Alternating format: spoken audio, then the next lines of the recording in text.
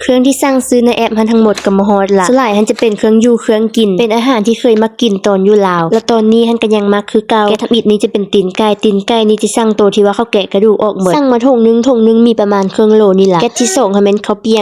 งหันจะเป็นข้าวกำเขาเอาข้าวกำมาตำทั้งหมดมี8เปียงน้อยๆแล้วเขาแถมผงงาขาวมาให้ถุง